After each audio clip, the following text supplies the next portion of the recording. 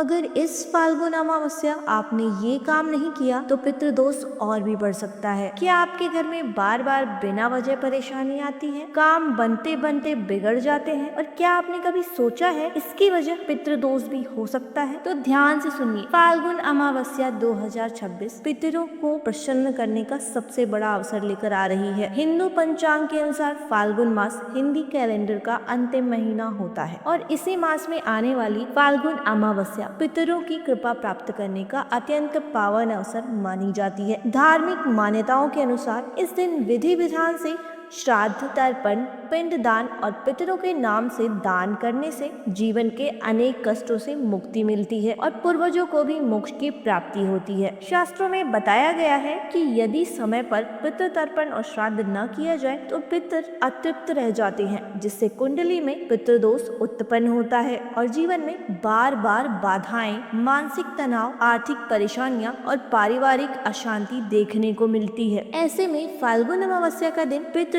शांति के लिए अत्यंत फलदायी माना गया है। इस वीडियो को अंत तक जरूर देखिए, क्योंकि थोड़ी देर में मैं आपको बताने वाली हूँ वो एक विशेष शुभ समय और वो एक छोटा सा उपाय जो पितृदोष शांति के लिए सबसे ज्यादा प्रभावशाली माना गया है। ये उपाय पितरों की विशेष कृपा दिलाता है। आइए अब जानते हैं साल 2026 में फाल्गुन अमावस्या की संपूर्ण तिथि, शुभ मुहूर्त और विशेष नियम। अमावस्या तिथि। फाल्गुन अमावस्या की तिथि 16 फरवरी 2026 सोमवार को शाम 5:35 से प्रारंभ होकर 17 फरवरी 2026 मंगलवार को शाम 5:30 तक रहेगी। उदय तिथि के अनुसार अमावस्या 17 फरवरी मंगलवार को मानी जाएगी। मंगलवार को पड़ने के कारण यह भौमवती अमावस्या कहलाएगी, जो विशेष पुण्यदायी मानी जाती है। ब्रह्म मुहूर्त एवं स्नान का समय। ब्रह्म मुहूर्त रहेगा सुबह 5:24 से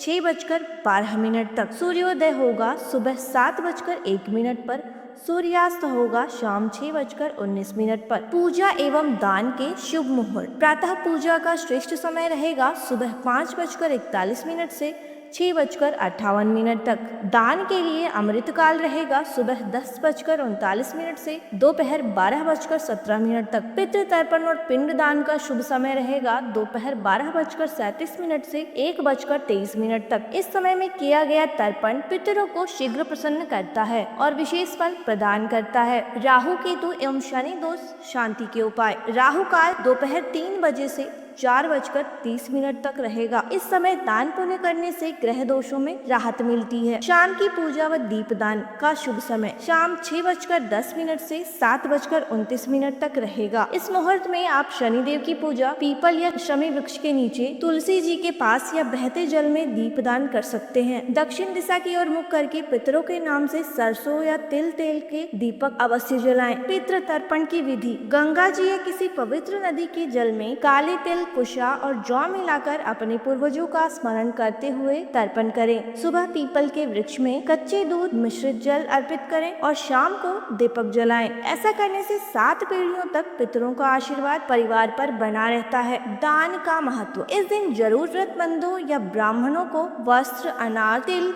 दक्षिणा और सामर्थ्य अनुसार दान करना पितृदोष निवारण का अचूक उपाय माना गया है। काली गाय या काले कुत्ते को तेल लगी रोटी खिलाना भी ग्रह शांति के लिए शुभ होता है। इस दिन क्या न करें। बाल, नाखून, दाढ़ी न काटें। वाद विवाद व अपशब्दों से बचें। तामसिक भोजन और मदिरा का सेवन वर्जित रखें। किसी और का दिया हुआ अन्न ग्रहण बिल्कुल न करें। अब जानते हैं सूर्य ग्रहण से जुड़ी जानकारी। इस वर्ष फाल्गुन अमावस्या पर साल का पहला सूर्य ग्रहण भी लगेगा, लेकिन यह भारत में दिखाई नहीं देगा, इसलिए इस दिन पितृ पूजा और तर्पण पूर्ण रूप से किए जा सकते हैं। यदि आपको ये जानकारी उपयोगी लगी